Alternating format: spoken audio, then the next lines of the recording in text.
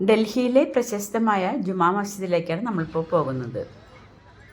ഇന്ത്യയിലെ തന്നെ ഏറ്റവും വലിയ മസ്ജിദായ ജുമാ മസ്ജിദ് പണി കഴിപ്പിച്ചത് മുഗൾ ചക്രവർത്തിയായ ഷാജഹാനാണ്.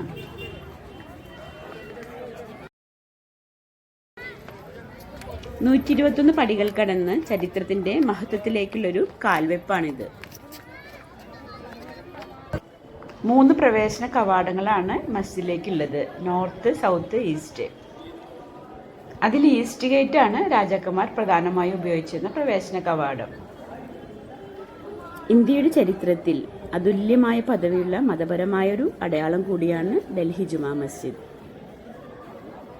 ലഹുർ ബാങ്ക് കൊടുക്കുന്ന സമയത്താണ് ഞങ്ങൾ പള്ളിയിലേക്ക് എത്തിയത്.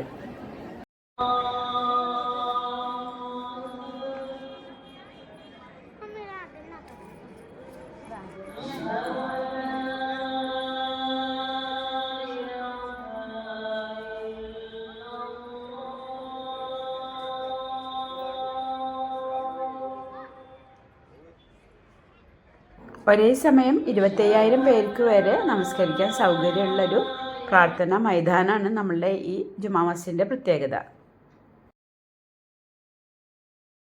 പഴയ ഡൽഹിയിലെ ചാന്ദിനി ചൗക്ക് പ്രദേശത്ത് റെഡ് ഫോർട്ടിന് സമീപത്തായിട്ടാണ് ജുമാ മസ്ജിദ് സ്ഥിതി ചെയ്യുന്നത്. ഷാജഹാൻ ചക്രവർത്തി 1650 പണി ആരംഭിച്ച് 1656 പണി പൂർത്തീകരിച്ച ഈ ജുമാ മസ്ജിദ് ചുവന്ന കല്ലും വെളുത്ത മാർബിളും കൊണ്ടാണ് ഉണ്ടാക്കിയിരിക്കുന്നത്. പഴയ ഡൽഹിയുടെ ഹൃദയഭാഗത്ത് സ്ഥിതി ചെയ്യുന്ന ഈ മസ്ജിദ് ഇന്നും ആത്മീയതയുടെയും ശില്പകലയുടെയും ഒരു മഹാത്ഭുതമാണ്. നല്ല വൃത്തിയുള്ളതും വിശാലമായിട്ടുള്ള ഒരു ഹൗള് ഈ മസ്ജിദിൻ്റെ ഒരു പ്രത്യേകതയാണ്. അതിവിശിഷ്ടമായ നിർമ്മാണ ശൈലിയിലൂടെ ഇന്ത്യയുടെ മുഖച്ഛായ തന്നെ മാറ്റിയ ഷാജഹാൻ ചക്രവർത്തി താജ്മഹലിന് ശേഷം നിർമ്മിച്ച വിസ്മയങ്ങൾ ഒന്നുകൂടിയാണ് ഡൽഹിയിലെ ഈ ജുമാ മസ്ജിദ്. 6 വർഷം നീണ്ടുനിന്ന ഈ മസ്ജിദിൻ്റെ നിർമ്മാണത്തിന് ഏകദേശം 5000 തൊഴിലാളികളാണ് ഇതിൻ്റെ പണിക്കായിട്ട് ചുമതലപ്പെടുത്തിയത്. നിർമ്മാണ ചെലവ് അന്നത്തെ കാലത്തെ കണക്ക് പ്രകാരം ഏകദേശം 10 ലക്ഷം രൂപയിൽ അധികമായിട്ടുണ്ട്. ബ്രിട്ടീഷ് ഭരണകാലത്ത് ഈ പള്ളി നശിപ്പിക്കപ്പെടാൻ തുടങ്ങിയെങ്കിലും വിശ്വാസികളുടെ പ്രതിഷേധം അതിനെ രക്ഷിച്ചു. സ്വാതന്ത്ര്യ സമരത്തിൻ്റെ കാലഘട്ടത്തിൽ അനേകം കമ്മ്യൂണൽ ടെൻഷൻസ് ബ്രിട്ടീഷുകാർ ഉണ്ടാക്കിയപ്പോഴും ഹിന്ദുക്കളും മുസ്ലിംസും സിഖുകാരും ഒരുമിച്ചിരുന്നു കൊണ്ട് കൊളോണിയൻസ് ആധിപത്യത്തിനെതിരെ ചർച്ചകൾ സംഘടിപ്പിച്ചിരുന്ന ഒരു സ്ഥലം കൂടിയാണ് ഈ മസ്ജിദ്. സ്ത്രീകൾക്ക് നമസ്കരിക്കാൻ പ്രത്യേകം സൗകര്യം ഒരുക്കിയിട്ടുണ്ട്. പള്ളിയുടെ ഉള്ളിലെ കാഴ്ചകളും വളരെ മനോഹരമാണ്. ചുവപ്പ് കല്ലും വെളുത്ത മാർബിളും ചേർന്ന ഒരു ഭംഗിയും, അതുപോലെ തന്നെ ഖുർആൻ്റെ വചനങ്ങളാൽ അലങ്കൃതമായ ചുമരുകളും കരവിരുതിൽ തീർത്ത തറക്കല്ലുകൾ എന്നിവയിലൂടെ മുഗൾ കലാരൂപത്തിൻ്റെ മഹാവിസ്മയം നമുക്കിവിടെ കാണാം.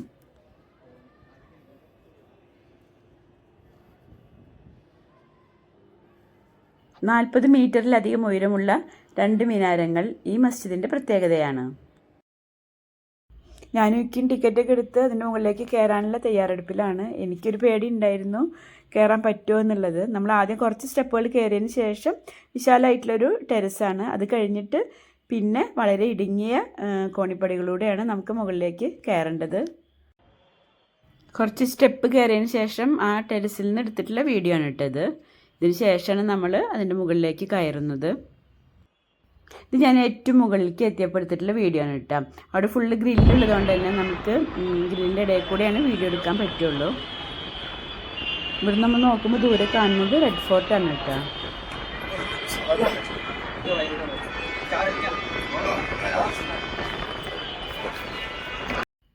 40 മീറ്ററിലധികം ഉയരത്തിലാണല്ലോ ഇത് സ്ഥിതി ചെയ്യുന്നത്. അതുകൊണ്ട് തന്നെ അവയിൽ നിന്നുള്ള ദൃശ്യങ്ങൾ പഴയ ഡൽഹിയുടെ മനോഹാരിതയും അതുപോലെ തന്നെ ആധുനിക ഡൽഹിയുടെ തിരക്കുകളും ഒരുമിച്ച് കാണാനാകുന്ന ഒരു അപൂർവ അനുഭവം നമുക്ക് സമ്മാനിക്കുന്നു. ഇതിൻ്റെ മുകളിൽ നിന്നുള്ള കാഴ്ച അതൊരു പ്രത്യേക ഭംഗി തന്നെയായിരുന്നു കേട്ടോ. ഇനി തിരിച്ച് ഞങ്ങൾ താഴേക്ക് ഇറങ്ങുകയാണ്. ഞാൻ ഒരിക്കലും വിചാരിച്ചിട്ടില്ല ഇത്രയും സ്റ്റെപ്പ് എനിക്ക് കയറാൻ പറ്റുമെന്ന്. അൽഹംദുലില്ലാ എന്തായാലും കയറാനും കാണാനും സാധിച്ചത് ഭയങ്കര സന്തോഷമായി. ഇനി ഞങ്ങൾ തിരിച്ചിറങ്ങുകയാണ്. സ്റ്റെപ്പൊക്കെ എണ്ണിയിട്ടാണ് ഇറങ്ങണത്. 65 സ്റ്റെപ്പാണ് എണ്ണിയിട്ടുള്ളത്. ഇനി തെറ്റിയിട്ടുണ്ടോ എന്ന് എനിക്കറിയില്ല. ഡൽഹിയിൽ വരുമ്പോൾ ജുമാ മസ്ജിദ് കാണാതെ പോകുന്നത് വളരെ നഷ്ടം തന്നെ ആയിരിക്കും കേട്ടോ. ഇന്നലകളുടെ ഓർമ്മകളുള്ള ഈ പടവുകൾ കടന്ന് നിരവധി ആളുകളാണ് ഈ പള്ളിയുടെ സംസ്കാരവും ചരിത്രവും അറിയാനായി ഓരോ ദിവസവും ഇവിടേക്ക് കടന്നു വരുന്നത്.